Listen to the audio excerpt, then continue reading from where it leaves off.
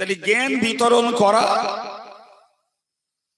এটি আল্লাহর নির্দেশ, ওটাই নবী ডিউটি পালন করেছেন। অজ্ঞানীদেরকে জ্ঞানী বানাতে ইলমে দ্বীন ছড়িয়েছেন।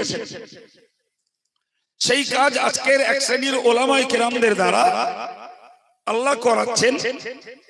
মাদ্রাসাগুলো কায়েম করে সেখানে উম্মতে মুহাম্মাদীকে বদ্ধ রেখে ঘেরা দেওয়ালের ভিতরে তাদেরকে একদিকে থিওরিক্যাল পড়াশোনা, অপরদিকে প্র্যাকটিক্যাল লাইফ তৈরি করার চেষ্টা করা হচ্ছে। জ্ঞান মানুষের জীবনের একটি আলো, জ্ঞান মানুষের জীবনের চলার পথের একটি সহায়ক। জ্ঞান মানুষের চরিত্র তৈরি করতে সাহায্য করে, স্বচ্ছ বিশ্বাসের সাহায্য করে। সুতরাং জ্ঞান ব্যতীত মানুষ না নিজে নিজেকে চিনতে পারে,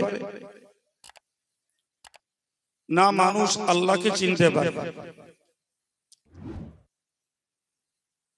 সুতরাং জ্ঞান জোগাড় করা মানুষের জন্য একান্ত জরুরি।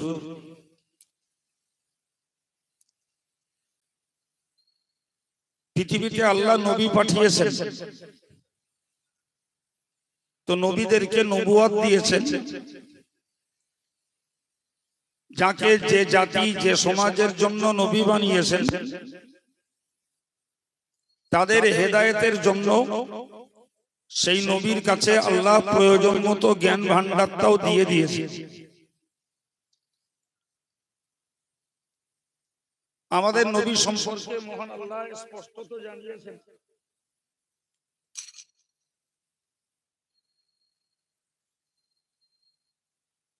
ও আল্লামাকা মা লাম তাকুন তাআলাম।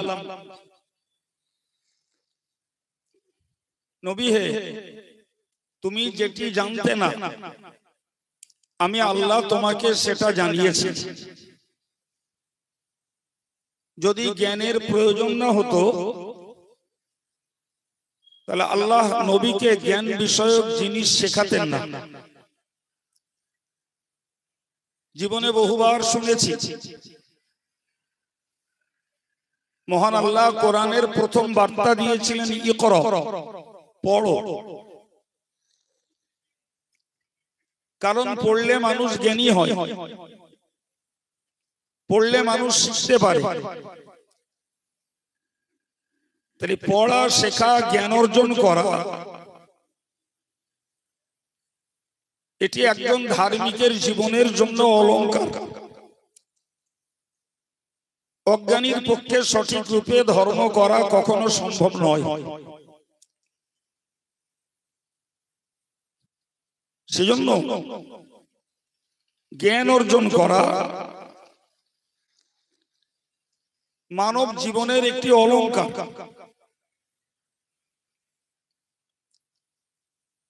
কোরআন শরীফে আল্লাহ বলেছেন,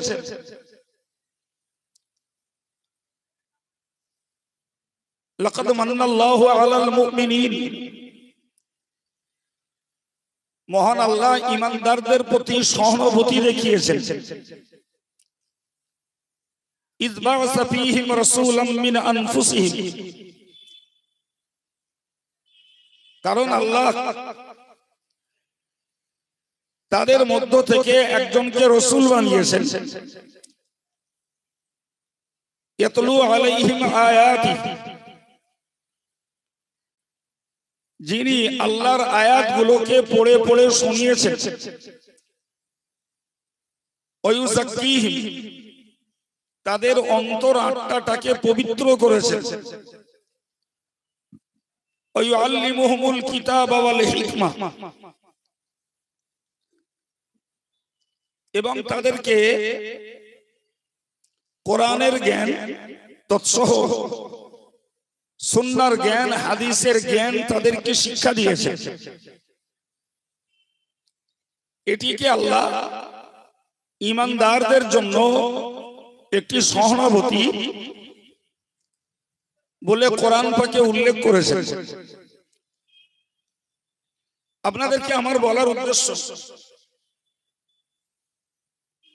তাহলে কোরআন পড়া, কোরআন পড়ানো, হাদিস পড়ানো, মানুষের অন্তর আত্মাটাকে পবিত্র করা, এটি পৃথিবীতে নবী পাঠানোর আল্লাহ পাকের মূল লক্ষ্য। হযরত নবী ইব্রাহিম আলাইহিস সালাম তিনি আল্লাহর কাছে দোয়া চেয়েছিলেন,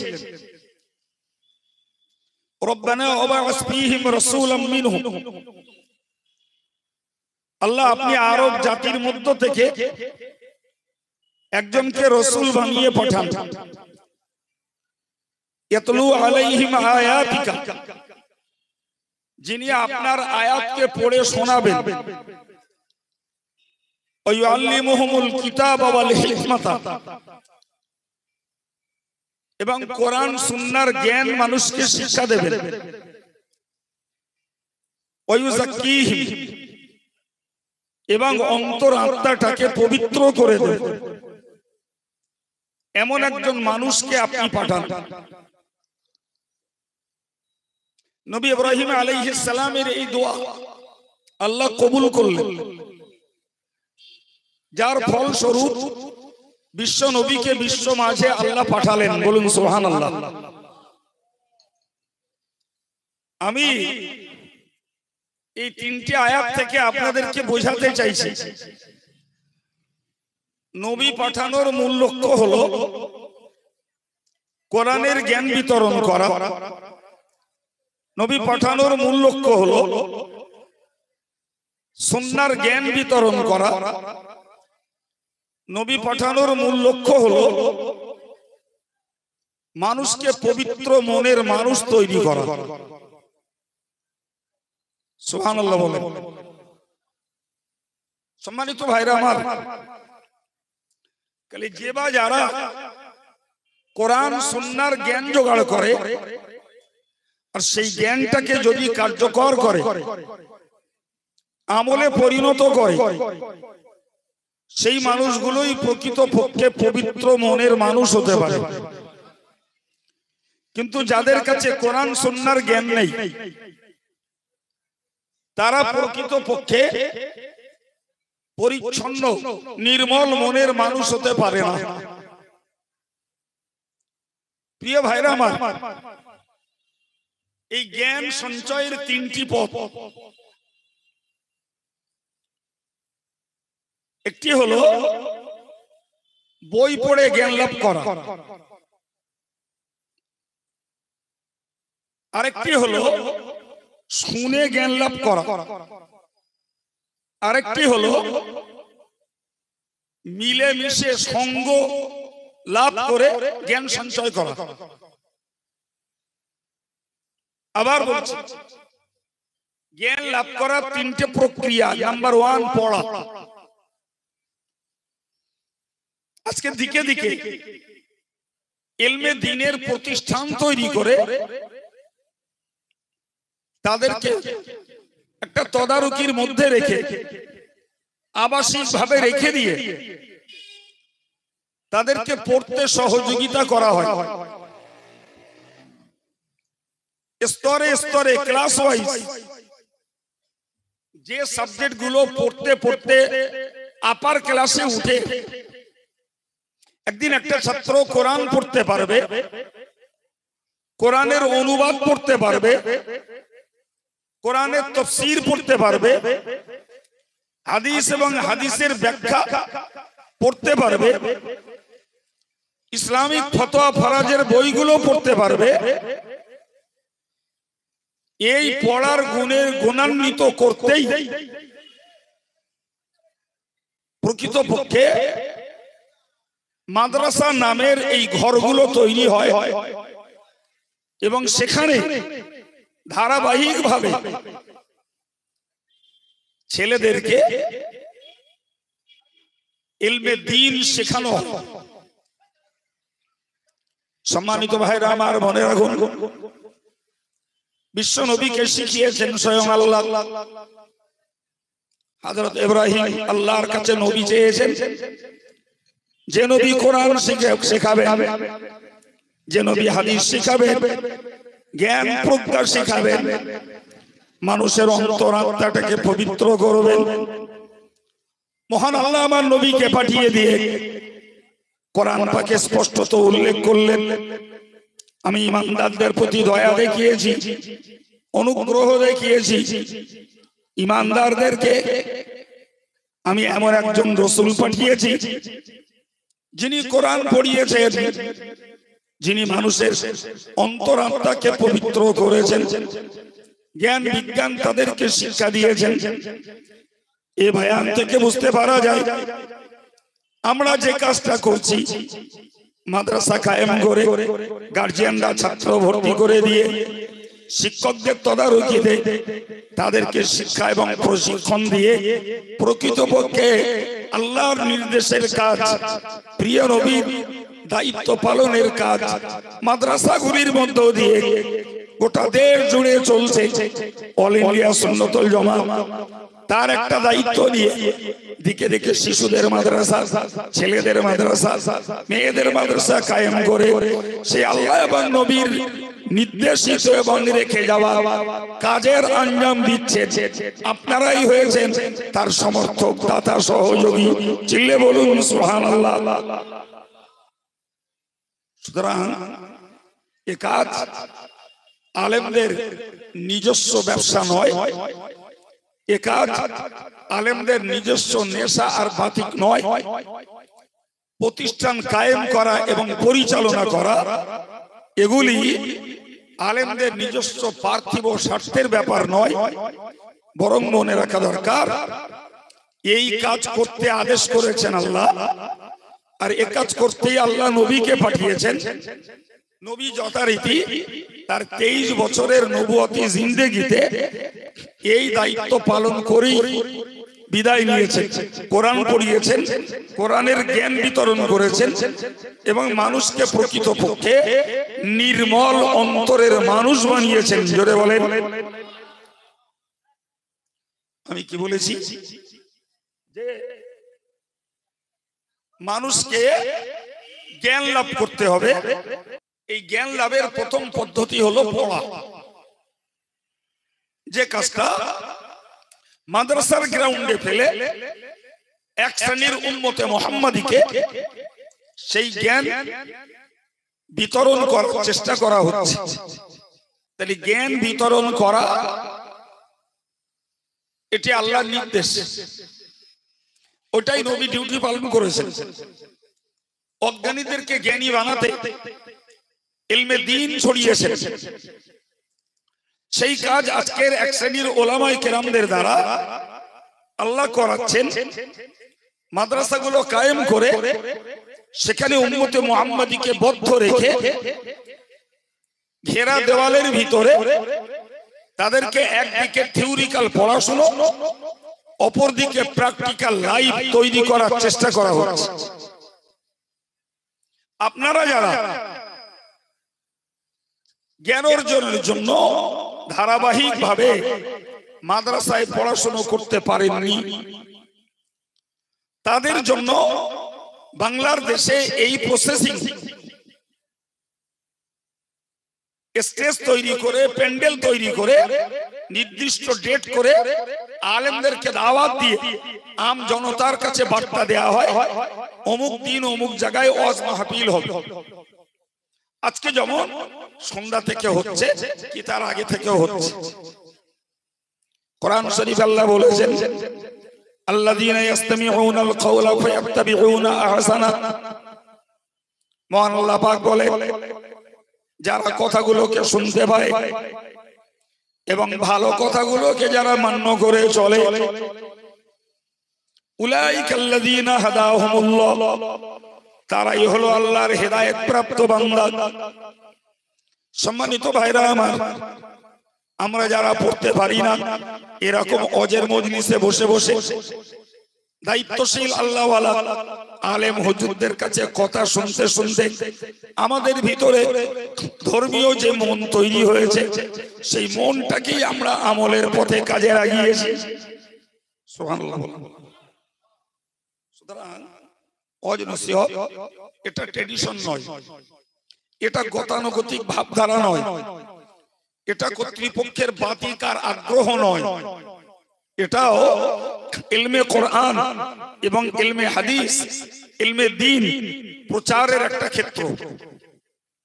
তাহলে যারা পড়তে না পারেন তাদের জন্য ধর্মজ্ঞান সংগ্রহের একটা সুন্দর পদ্ধতি হলো পড়ুয়াদের কাছ থেকে জ্ঞান লাভ করা।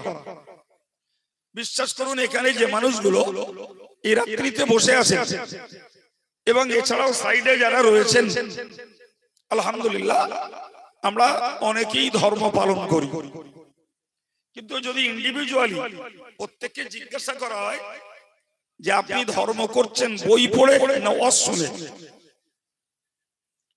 বই পড়ে না ওয়াজ শুনে, ভাই অধিকাংশ মানুষের কাছ থেকে জবাব আসবে আমরা ওয়াজ শুনে শুনে ধর্মমুখী হয়েছি। ওয়াজ শুনে আমরা ধর্মমুখী হয়েছি। প্রিয় ভাইরা আমার, তাহলে এই ওয়াজটাও ধর্ম শেখানোর একটা ক্লাস। এই ওয়াজের মজলিস গুলো অপড়ুয়া অমনোযোগী মানুষদেরকে ধর্মের প্রতি উৎসাহিত করার একটা মাধ্যম। বড় দুঃখজনক কথা, আমার মুসলিম সমাজের একদল মানুষ ধর্মীয় বই পুস্তক পড়ে না, এমনকি তারা সাধারণ শিক্ষিত হওয়ার পরেও ওই শিক্ষার আলোকে যদি ধর্মীয় বই পুস্তকগুলো পড়তেন তাহলে এতেও তারা ধর্মমুখী হতে পারতেন। কিন্তু আপনি সমাজে তাকিয়ে দেখুন, কি পুরুষ কিংবা মহিলা মাধ্যমিক, উচ্চ মাধ্যমিক, BA, BCom, MCom, MSc, BEd, MEd, DElEd অনেক কিছু লেখাপড়া শিখেছে। সেই শিক্ষার পর তারা ব্যবসা বাণিজ্য, চাকরি, নৌকরি, মেয়েরা ঘর কন্যার কাজ, রান্না বাড়া, ঘর বাড়ি পরিষ্কার পরিচ্ছন্নতা ইত্যাদি কাজে তারা নিয়োজিত। তো তারা যদি ভাবতেন যে আমি একজন মুসলিম, আমার পরিচয়ের মানদণ্ড হলো আমাকে মরার পরে আর একটা কালকে বিশ্বাস করতে হয়, যেটা আখিরাত বলা হয়, পরকাল বলা হয়। তো আমার পার্থিব জীবন, আমার শিক্ষা, আমার সংস্কৃতি, আমার অর্থ, আমার সংসারের সচ্ছলতা এসবের মধ্য দিয়ে চলছে আলহামদুলিল্লাহ। কিন্তু মরার পরে আমার শান্তির জন্য আমার সঞ্চিত কিচ্ছু নাই। আমি কোরআন জানি না, আমি উজু গোসল জানি না, পাক নাপাকি জানি না, আমি তায়াম্মুম জানি না, আমি নামাজের ফরজ জানি না, আমি নামাজের সুন্নত জানি না, নামাজ কিসে মাকরুহ হয় জানি না, নামাজ কিসে নষ্ট হয়ে যায় জানি না, নামাজে কখন সুজদা দিতে হয় জানি না, আমি নামাজগুলো পড়বো কেমনে আমি বুঝি না, তার ধারা বিবরণী জানি না। সুতরাং আমি যখন লেখাপড়া শিখেছি তো আমার লেখাপড়ার সেই শিক্ষার আলোকে আমি একটা ধর্মীয় বই পড়বো, নামাজ শিক্ষার বই পড়বো, কি একটা মশলা মাসাইলের বই পড়বো। কি মেয়েরা যদি মনে করতেন আমি খাদিজার জীবনী, ফাতেমার জীবনী, আসিয়ার জীবনী, এই জাতীয় মুসলিম মহিয়সী মহিলাদের জীবনীগুলো পড়বো, ভাই এই ধর্মীয় বই পুস্তকগুলো পড়াপড়ির ভিতর দিয়ে তারা যতই জেনারেল শিক্ষিত আর শিক্ষিতা হোক, তাদের ভিতরে ধর্মীয় একটা মায়া মমতা, ধর্মীয় একটা প্রীতি তৈরি হতো। কিন্তু ভাই আমার সমাজের অত্যন্ত দুঃখজনক দুরবস্থা হলো, এরা বাংলা পড়তে রাজি, পত্র পত্রিকা পড়তে রাজি, এরা ইসলামী বই পুস্তক পড়তে রাজি না। আজকের এই মোবাইল গুলো, এগুলো তো মানুষ খুব অ্যাভেলেবেল ব্যবহার করছে। ভাই শিক্ষিত ছেলেরা, শিক্ষিতা মেয়েরা এই মোবাইল ছাড়া তারা সাধারণত চালায় না।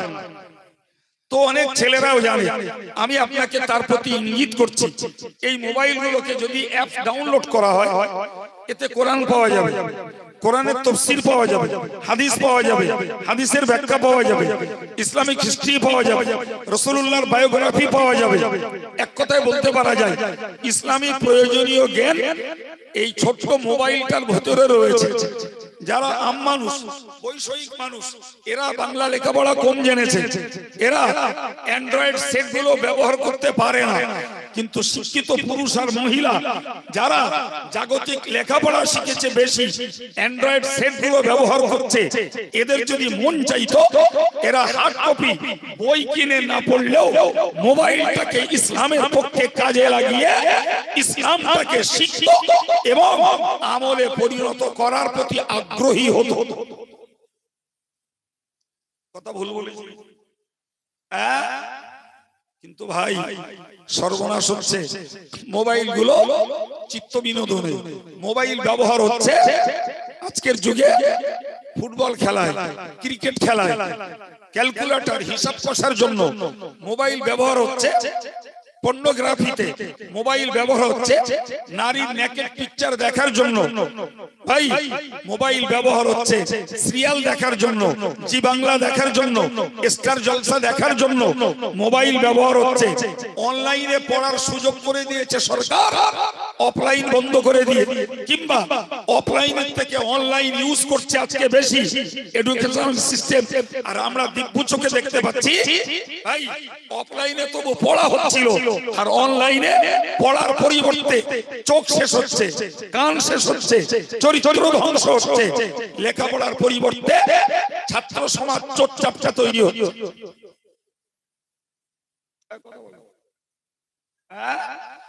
তো ভাই যারা শিক্ষিত ব্যক্তিত্ব তারা পড়ে ইসলামটাকে শিখবে, এই মানসিকতাটাও তাদের আজকে বড় অভাব। এবার যদি বলা হয় যে পড়ার বিকল্প হলো শুনে শেখা, বিশ্বাস করুন এখানে সাধারণত আদবের সঙ্গে বিনয়ের সঙ্গে শিখতে বসে যারা ধার্মিক মানুষ, নিরীহ মানুষ, খেটে খাওয়া মানুষ, মধ্যবিত্ত মানুষ, চাষী মানুষ, অল্প শিক্ষিত মানুষ, এই টাইপের মানুষগুলো এরকম মজলিস গুলোতে বসে কিছু জ্ঞান লাভের জন্য, জ্ঞানের আকর্ষণে, জ্ঞান আহরণে। আমার challenge, doctor, master, barrister, minister, MLA সাহেব, এমপি সাহেব, মেম্বার সাহেব, প্রধান সাহেব, এই টাইপের লোকগুলো এরকম মৌলানাদের আলোচনার টেবিলে, আলোচনার মজলিসে বসার কোনো আগ্রহ দেখায় না, প্রয়োজনও মনে করে না। ভুল বললাম? তাহলে যারা বই পড়ে ধর্ম শিখলো না আর পড়ুয়াদের কাছ থেকে ধর্ম শিখতে শুনে সেই মজলিসেও নাই, সেই মজলিসেও নাই, এর প্রতি তাদের অনীহা অবজ্ঞা। আচ্ছা ভাই, জ্ঞান জোগাড়ের তিনটে পদ্ধতি, দুটোর 2 নম্বরের কথা আলোচনা করছি আমি। আমার আল্লাহ বলেছেন ফায়াত্তাবিউনা আহসানা, যারা ভালো কথাগুলো শোনে, শোনার পরে ভালো কথাগুলো আমল করে। আমার আল্লাহ বললেন উলাইকাল্লাযীনা হাদাহুমুল্লাহ, ওই লোকগুলোই হলো আল্লাহর হেদায়েত প্রাপ্ত বান্দা। আর একটু জোরে বলুন। তাহলে বই পড়ে যদি কাজে লাগানো হয় তাতেও হেদায়েত প্রাপ্ত হওয়া যাবে, আর বই না পড়েও যদি শোনা কথাগুলো কাজে লাগানো হয় তাতেও হেদায়েত প্রাপ্ত হওয়া যাবে। আমি আগেই বলেছি এই যে মানুষগুলো ধার্মিক হয়েছেন ভাই, এরা বই পড়ে ধার্মিক হয়নি, শুনতে শুনতে শুনতে শুনতে একটা পিরিয়ডে মনের টানে নামাজি, রোজাদার, টুপিওয়ালা, দাড়িওয়ালা, আল্লাহওয়ালা, জিকিরের মানুষ, দান করার মানুষ, আলেমের প্রতি ভক্তি মহব্বত করা মানুষ, এভাবেই এক কথায় তারা ধর্মপথের প্রতীক হয়েছেন এই শুনতে শুনতে। সুবহানাল্লাহ বলেন। আল্লাহ পাকের বক্তব্য হলো যে যারা শোনার পরে সেগুলোকে মেনে চলেছে, উলাইকাল্লাযীনা হাদাহুমুল্লাহ, তারাই হলেন আল্লাহর হেদায়েত প্রাপ্ত বান্দা। সম্মানিত ভাইরা আমার, আমার আল্লাহ অন্যত্র বলেছেন ফামান তাবিয়া হুদায়া ফালা খাউফুন আলাইহিম ওয়ালা হুম ইয়াহজানুন। মহান আল্লাহ বলেন যারা আমার দেখানো রাস্তাকে অনুসরণ করে, আমার দেখানো পথটাকে যারা ধরে চলে, আমি আল্লাহ বলে দিলাম তাদের কোনো ভয় নাই, তাদের কোনো দুশ্চিন্তা নাই। সম্মানিত ভাইরা আমার, সুতরাং পরকাল বিশ্বাসী যারা, তাদের চিন্তা করতে হবে যদি আমাকে ওকাল এবং পরকালে নিশ্চিন্তে আর নির্ভয়ে যদি কাটাতে হয়, জগতিক শান্তি আর পারলৌকিক মুক্তি যদি লাভ করতে হয়, তাহলে আল্লাহর দেখানো হেদায়েতের পথটাকে আমাকে ধারণ করতে হবে। প্রিয় ভাই, তাহলে একদিকে মাদ্রাসাগুলো শিশু পর্যায়ে ছেলেদের আর মেয়েদের মাদ্রাসায় মেয়েদের কোরআন হাদিস শিখিয়ে ভাই দিন ধর্ম প্রচারের সৈনিক তৈরি করা হচ্ছে। আর প্রকৃত ওয়াজের মজলিসগুলো আদর্শবান আলেম যারা, হাক্কানি আলেম যারা, দায়িত্বশীল আলেম যারা, ওয়াজটাকে যারা অর্থকরী মনে করে না, ওয়াজটাকে যারা টাকা কামাইয়ের একটা মাধ্যম মনে করে না, তারা দায়িত্ব নিয়ে কথা বলছে, মানুষ এখান থেকেও ধর্ম শিক্ষা লাভ করছে। সম্মানিত ভাইরা, আল্লাহ বললেন ও উলাইকা হুম উলুল আলবাব, যারা যারা এই কথাগুলো শোনে আর ভালো কথাগুলো আমল করে তারাই হলো প্রকৃত জ্ঞানী। একটু মন খুলে বলে, একটু মহব্বত করে বলে। তাহলে ঈমান, নামাজ, রোজা, হজ, যাকাত, জিকির, তাসবিহ, সাদকা, ফিতরা, কুরবানি, বাপ মার ভক্তি, বড়কে সম্মান, ছোটকে স্নেহ, এই জাতীয় আল্লাহর দেখানো কাজগুলো যারা করে ভাই, আল্লাহ পাকের বক্তব্য এরাই হেদায়েত প্রাপ্ত আর এরাই হলো জ্ঞানী। ব্যাক সাইডে যদি দেখি ভাই, আমি ব্যক্তি চিহ্নিত করে দিচ্ছি না, আপনারা সজাগ মানুষ, আপনাদের কাছে বলছি ভাই, যাদের কাছে ঈমান নাই, নামাজ নাই, রোজা নাই, হজ নাই, যাকাত নাই, জিকির নাই, তাসবিহ নাই, তেলাওয়াত নাই, আদব নাই, বিনয়ী নয়, নম্র নয়, আলেমের প্রতি ভক্তি মহব্বত নেই, বাপ মার প্রতি শ্রদ্ধা নেই, বড়র প্রতি সম্মান নেই, ছোটর প্রতি স্নেহ নেই ভাই, এই লোকগুলি জাগতিক দৃষ্টিতে হতে পারে টাকাওয়ালা, হতে পারে অনেক উচ্চ শিক্ষিত, হতে পারে অনেক বড় বড় পোস্ট তথা পদের অধিকারী, কিন্তু আল্লাহর বিচারে ওই লোকগুলো অজ্ঞানী। ওই লোকগুলো অজ্ঞানী, মূর্খ।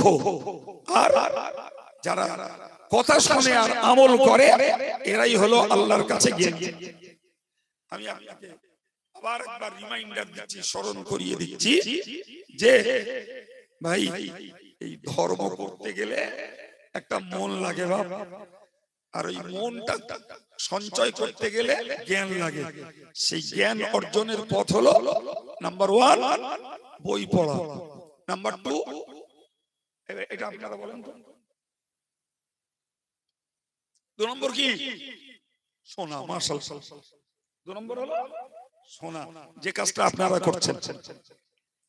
জি, আর এই শুনে শুনেই লক্ষ লক্ষ মানুষ হেদায়েতের পথে ফিরেছে,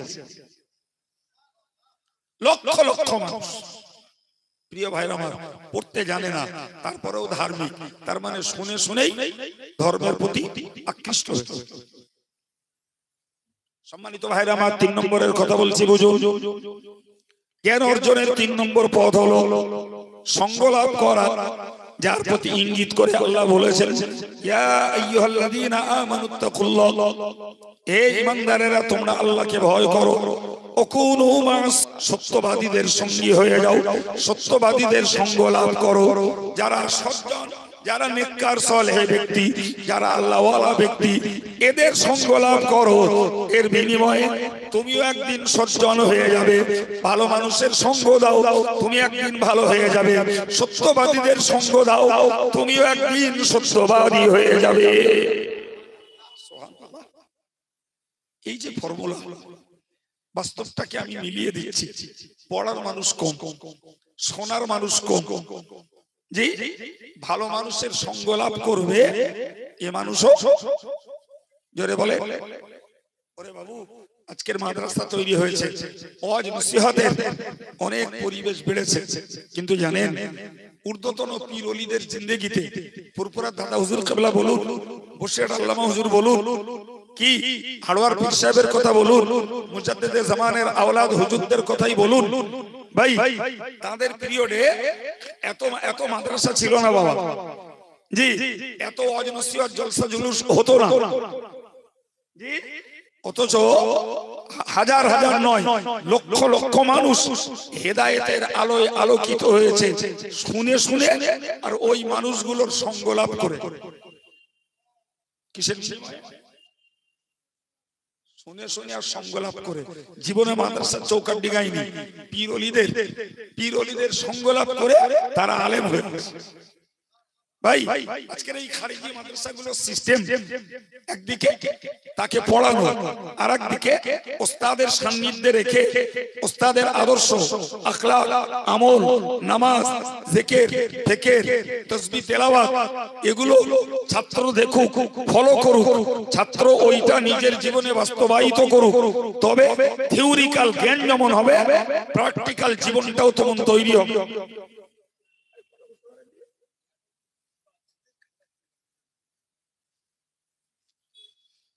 কথা বুঝতে পারছেন কি ভাই? তা না হলে হাই স্কুলের মতো যাতায়াত হতো, 11টায় যেত, 4টায় ছুটি হতো, বাড়ি চলে আসতো। তাহলে আপনাদের এত খেদমত মেহনত, মাদ্রাসা কর্তৃপক্ষের এত হেডেক, এত যন্ত্রণা নেওয়ার দরকার ছিল না। শুধুমাত্র শিক্ষকদের বেতনটা দিলেই মিটে যেত, কিন্তু তা তো না। আবাসিক ভাবে ছাত্রদেরকে রেখে দিয়ে খাওয়া, তাদের চিকিৎসা, এতিম দরিদ্র ছাত্রদের প্রয়োজনীয় হয়তো পোশাক পরিচ্ছদ বা তাদের রোগের চিকিৎসা, এদের পিছনে ইলেকট্রিক লাইট, ইলেকট্রিকের যত আঞ্জাম সবকিছু দিতে হচ্ছে। এদের জন্য এই আবাসিক বিল্ডিং, স্কুল ক্লাসের জন্য যত লাগতো, থাকার জন্য তার দ্বিগুণ লাগে। কিসের জন্য বাবু? সহবত, সঙ্গলাভ পাশে রেখে দিয়ে তাদেরকে ইলমে দ্বীনটাকে প্র্যাকটিক্যাল লাইফে, বাস্তব জীবনে পরিণত করাই হলো এই আদর্শের খারিজি মাদ্রাসা তথা বেসরকারি আবাসিক প্রতিষ্ঠানগুলির মূল লক্ষ্য বাবু। এমনি পড়ানো আর কাছে রেখে পড়ানো, এমনি পড়ানো আর তাকে আমলের ট্রেনিং দেওয়া, এমনি পড়ানো আর তাকে তার জীবনটা ত্রুটি বিচ্যুতিকে সামনে রেখে দিয়ে সংশোধন করে দেওয়া, দুটি এক না আলাদা বাবা, অনেক আলাদা, অনেক আলাদা। স্কুলের ছেলেরা স্কুলে যায়, মাস্টার মশাই ক্লাসে এলেন, তার পিরিয়ড করলেন, চলে গেলেন, টাইম শেষ, স্কুলের ছেলেরা চলে গেল। এরপরে তারা কতটা টিউশন করছে, কতটা খেলাধুলো করছে, কতটা অন্য কাজে সময় ব্যয় করছে, সম্পূর্ণটা তাদের স্বাধীনতা। কিন্তু মাদ্রাসার আবাসিক ছাত্রদের ওই সুযোগ নাই। তোমাকে পড়তে হবে, পড়াটাকে আমলে পরিণত করতে হবে, কারণ ইন ফিউচারে তোমাকে হতে হবে জাতির কর্ণধার, তোমাকে হতে হবে মসজিদের ইমাম, তোমাকে হতে হবে হেদায়েতের বার্তা দেওয়ার জন্য মঞ্চের বক্তা, তোমাকে হতে হবে আধ্যাত্মিক জগতের একজন মানুষ, তোমাকে হতে হবে আল্লাহওয়ালা বানানোর জন্য মানুষের পিছনে মেহনতি, তোমাকে হতে হবে সমাজের একজন ধর্মীয় সেবক, তোমাকে হতে হবে মানুষকে জাহান্নাম থেকে বাঁচিয়ে জান্নাতের পথ দেখানোর একজন কর্ণধার। এই জন্যই তো মাদ্রাসার ছাত্রদের পিছনে এত খাটনি, এত মেহনত, মানুষের কাছে এত ছোট হওয়া, নগণ্য হওয়া, ভিক্ষা করে করে তাদের খাওয়া, পোশাক, চিকিৎসার আঞ্জাম দেওয়া। প্রিয় ভাইরা আমার, আমি আপনাকে বুঝিয়েছি জ্ঞান ব্যতীত ধর্ম করা যায় না। এই জ্ঞান বিতরণের জন্যই আল্লাহ নির্দেশ দিয়েছেন, জ্ঞান বিতরণের জন্যই নবী পাঠিয়েছেন, জ্ঞান বিতরণের জন্যই কোরআন সুন্নাহ দিয়েছেন। সেই জ্ঞান বিতরণ করার জন্য মাদ্রাসা কায়েম, জ্ঞান বিতরণ করার জন্য ওয়াজের মজলিস, জ্ঞান বিতরণ করার জন্য জি মূর্খদের জ্ঞানীদের কাছে বসা, সঙ্গ লাভ করা, ছাত্রদেরকে ওস্তাদের টেকআপে রেখে তাদেরকে প্র্যাকটিক্যাল লাইফের মানুষ তৈরি করা। আর আম জনতা এনারাও যদি অশোনার সঙ্গে যদি ভালো আলেম, ভালো হাফেজ, যোগ্য মাওলানা, যোগ্য মুফতি, যোগ্য একজন আল্লাহওয়ালা পরহেজগার, এদের সঙ্গে কাজের অবসরে একটু সময়, একটু অবসর যদি এই ভালো মানুষগুলোর সঙ্গে কাটায়, আল্লাহ শুকর, এরাও জ্ঞান লাভের সঙ্গে আল্লাহওয়ালা হয়ে যাবে। পীরলিদের দরবারে এই করে করে মূর্খ মানুষগুলো আধ্যাত্মিক জগতের মানুষ তৈরি হয়েছে, দু চোখওয়ালা মানুষগুলো তিন চোখের মানুষ তৈরি হয়েছে। ভাই তাদের অন্তরগুলো নির্মল তৈরি করেছে ওই পীর বুজুর্গদের সোহবত নিয়ে নিয়ে। যে অন্তরে হিংসা নেই, যে অন্তরে অহংকার নেই, যে অন্তরে জেদ নেই, যে অন্তরে দুনিয়ার প্রতি অতিরিক্ত লোভ ছিল না, যে অন্তরে পরশ্রী কাতরতা ছিল না, এরকম নির্মল মনের মানুষ তৈরি হয়েছে ওই ভালো মানুষগুলোর পাশে যেতে থেকে। এই কথা বুঝতে পারছেন? হিংসুটের পাশে বসলে হিংসুটে হতে হবে, দুনিয়া লোভীর পাশে বসলে দুনিয়ার লোভ বেড়ে যাবে। অন্যায় কাজের জেদি মানুষটার পাশে বসলে অন্যায় কাজের জেদ বেড়ে যাবে। চরিত্রহীন লোকের পাশে বসলে দিন দিন চরিত্রহীন হয়ে পড়তে হবে। মিথ্যুক, ধোঁকাবাজ, অপপ্রচারকদের সঙ্গ দিলে, তাদের সঙ্গে ওঠা বসা করলে যত দিন যাবে তত মিথ্যাবাদী, অপপ্রচার, চগলখোর, চোট্টা চিটিংবাজ তৈরি হবে। এই কথাটি এই জন্য কোরআন বলেছে আল আখিল্লাউ ইয়াউমাইযিন বা'দুহুম লিবা'দিন আদুউন ইল্লাল মুত্তাকিন। আল্লাহ বললেন পার্থিব জীবনের বন্ধু কিয়ামতের দিনে শত্রু। সুতরাং তুমি পরেশগার, আল্লাহওয়ালা, সত্যবাদী, নেককার, সালেহ, খোদা ভীরু মানুষ ছাড়া কারোর সঙ্গে আন্তরিকতা, কারোর সঙ্গে মিত্রতা, ভালোবাসা রেখো না। মিথ্যাবাদীর সঙ্গে না, চগলখোরের সঙ্গে না, হিংসুকের সঙ্গে না, অপপ্রচারকের সঙ্গে না, মিথ্যা ফতোয়াবাজ যারা এদের সঙ্গ দিও না। সঙ্গ যদি দিতে হয় যোগ্য হাফেজ, আলেম, আল্লাহওয়ালা, মুত্তাকি, পরেশগার, নেককার, আধ্যাত্মিক মানুষ যারা, অন্তরাত্মার মানুষ যারা, এদের সঙ্গ দাও, তবেই তোমরাও ওই ছোঁয়াচে তোমরাও আল্লাহ প্রিয় মানুষ হতে পারবে। ভাই এই জন্যই এই আবাসিক মাদ্রাসাগুলোকে ছাত্রদের রেখে দিয়ে পঠন পাঠন আর প্রশিক্ষণ দেওয়া হয়। সেই প্রসঙ্গটাকে উল্লেখ করেও আপনাদেরকেও বললাম, আমরা ওয়াজের মজলিসে বসে পড়ার বদলে জ্ঞান নিচ্ছি, আর বাকি যিনি যেখানে বাস করেন বাবু, তার এলাকাতে যোগ্য হাফেজ, আলেম, আল্লাহওয়ালা, বুজুর্গ এবং যারা ইলমে বাতিনি শিক্ষা করে, আধ্যাত্মিক জগতের মানুষ অন্তরাত্মাকে পবিত্র করার কাজ করে, এই মানুষগুলোর পাশে বসুন, তাদের চালচলন, আচার আচরণ, নামাজ কালাম, সুন্নত পালন, ওগুলোকে দেখুন, আপনার জীবনটা তৈরি করা সহজ হবে। কথা ভুল বললাম বাবা? জি, আল্লাহ আমাদেরকে তৌফিক দেন, বলুন আমিন। সম্মানিত ভাইরা, আমি এতক্ষণ ধরে বেশ খানিকটা কি বলবো কষ্ট করি আপনাদেরকে কিছু কথা শোনাবার চেষ্টা করেছি ঘণ্টাখানিক, এবং বেশ কিছু মানুষ বিনয়, নম্রতা, ভদ্রতার সঙ্গে আমার একেবারে সাজানো গোছানো জীবন গড়ার কিছু কথা শুনেছেন। আল্লাহ আপনাদের এই রাত জেগে বসার সাজা দেন। সকলেই বলেন আল্লাহুম্মা আমিন। যারা আমলে আছেন আমলে কায়েম রাখেন, যারা আমলে নেই তাদের কাছে আমার বাই হার্ট রিকোয়েস্ট, হয় আপনি পড়ে ধর্ম শিখুন, না হলে ওদের মজলিসে বসে শিখুন, না হলে যে এলাকাতে বাস করে সেই এলাকার আল্লাহওয়ালা মানুষের সঙ্গে বসে ধর্ম শিখুন, নিজের জীবন গড়ুন। মনে রাখবেন পৃথিবীর আর 5টা ধর্মের মানুষের গতি চলে এক চিন্তায়, আর একজন কলেমা পড়া ভাই, কলেমা পড়া বোন, এর জীবনটা চলতে হবে আর এক চিন্তায়। কারণ তারা কবরে বিশ্বাসী না, তারা হাসরে বিশ্বাসী না, তারা জাহান্নামের ভয়ে ভীতু না, তারা জান্নাতের আশাবাদী না। সুতরাং তাদের জীবন গাইডলেস জীবন। আর আমাদের বিশ্বাস কবরে আযাব হতে পারে, হাসরের কঠিন দিনে দাঁড়াতে হবে, জাহান্নামে গ্রেফতার হতে পারে, জান্নাতের আশা রয়েছে। সুতরাং আমাদের জীবনটা ওদেরটা গাইডলেস আর আমাদেরটা গাইডলেস, একটা গাইডের ভিতর দিয়ে আমাদের জীবনটাকে চালাতে হবে বাবা। এই জন্যই মাদ্রাসা শিক্ষার প্রয়োজন, এই জন্যই ওয়াজ নসিহতের মজলিসে বসে জ্ঞান লাভ করা প্রয়োজন। হ্যাঁ, যদি মনে করেন কোন বক্তা কাহিনী বলে, জীবনী বলে, হাসায়, গল্প করে, দুরূদ শরীফ পড়ে, কিছু বক্তা শুধু গীবত করে, চুগলি করে, এরে কাফের, ওরে বেঈমান, ওরে জাহান্নামী, ওর নামে মিথ্যা প্রচার এই করে বেড়ায়, ভাই বক্তা তার শুধু তারা না, আরো তো আছে।